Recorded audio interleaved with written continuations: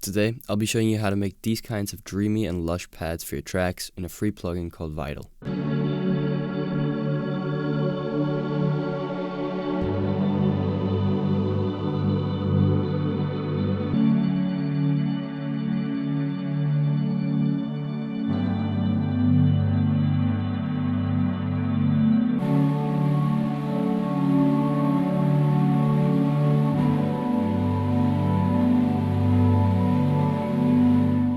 I personally think all three of the pads sound really beautiful and perfect for dreamscape kind of music or ambient music like One Heart, but while they might sound a little complex, they're actually extremely simple to make.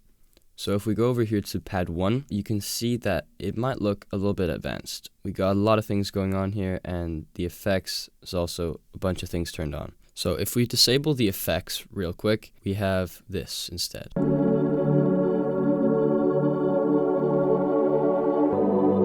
But the technique I wanted to share with you today is key tracking noise sounds. You can see down here that I have a noise enabled on the sampler, and this is routed to this filter here, which looks extremely strange. Resonance is up at 85% and the key tracking is at 100%. If I disable the oscillator, which is actually playing the chord underneath, it just sounds like this.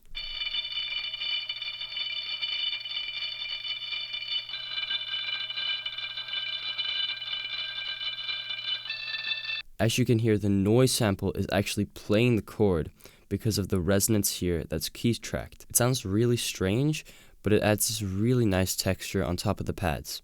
If I play the fundamental wavetable without the sample, it sounds like this. So it does so little, but it adds so much at the same time. You can also mess with the pitch of the sample to get a darker or brighter texture. You can see if I tweak it here while I play it, it'll sound like this.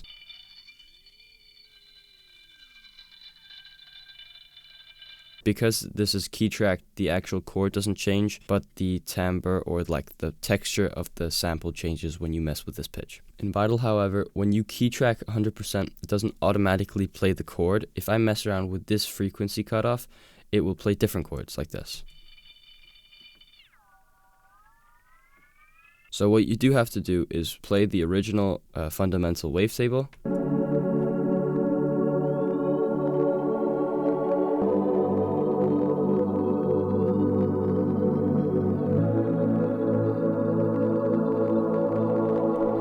And then here where the notes actually start overlapping. This is by far the trickiest step, but once you get it right, it sounds so nice. Make sure that this noise is just something that sits in the background. You want to turn the level down to almost 0, just something that tickles your ears. If we move on to the actual fundamental oscillator, it's a basic Vital sine wavetable here, and the thing that's giving it movement is this LFO here that's mapped to the wavetable position that's opening it up and making it brighter over time. You can see how it moves. And then we have 16 voices of unison, which is making it wide. That is literally it. It's a very simple preset. In the effects, what you wanted to do with the pads is just make it more dreamy and more... Yeah, I don't know what the word I'm looking for is, but you can mess around with the effects to kind of get that desired sound. I like to use a lot of reverb on my pads to wash them out, and then I like to use chorus and compression. That's kind of what I do for most of them. And the final pad sounds like this.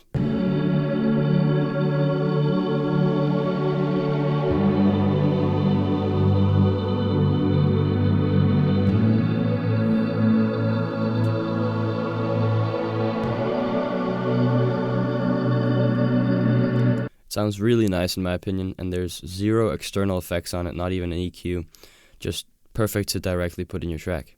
If we move on to the next pad, you can see it's the same technique used here, but just a little different.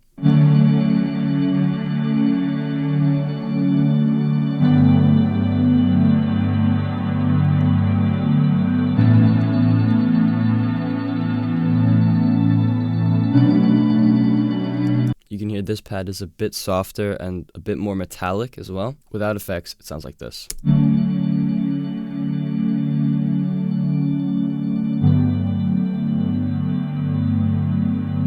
And as you may have noticed, it is the sample that's giving that texture, that ringiness in the background. If I disable it, it sounds like this.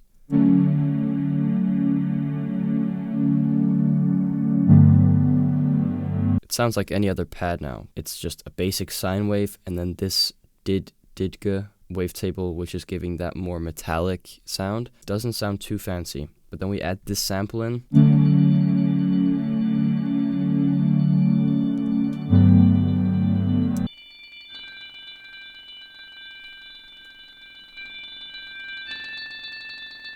The resonance is at 85% again.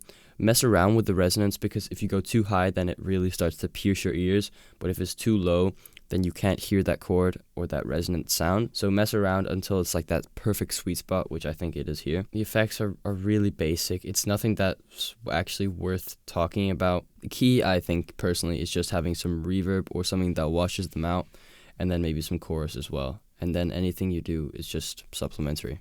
We're going to move on to the final pad, and you guessed it, it uses the same technique. Here, this patch is much more simple than the others, but it ends up sounding much cooler in my opinion. We'll play it through now.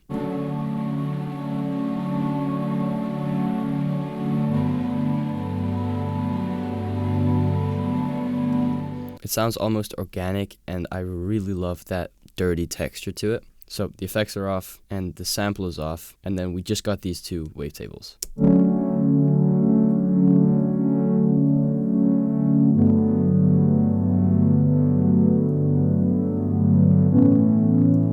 If we break it down, it's just two basic wavetables, basic sine wave and one basic saw wave, and only the saw wave is mapped to this dirty filter with a lot of drive. It sounds good by itself, of course, but when you add this noise in,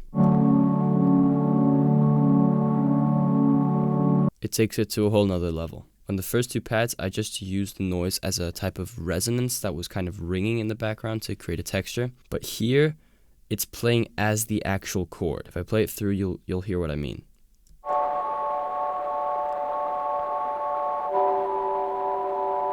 And that's pretty much just because that I've moved this an octave down. Instead of playing it up here, like I did with the others, I'm now playing it down here. And of course the noise from this river sample is what's adding all the texture.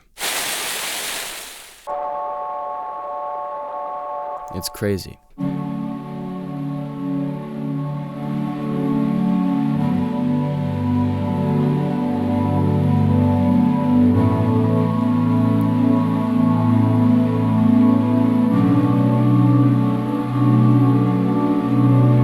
Here we also got that downsample distortion, which is adding that crush and lo-fi feeling. But I think the takeaways from this video are not only to key track samples to add the texture, but also to have some kind of movement in the pads themselves. You can hear all of these pads have some kind of movement going on, which isn't just making them sound the same throughout the whole progression.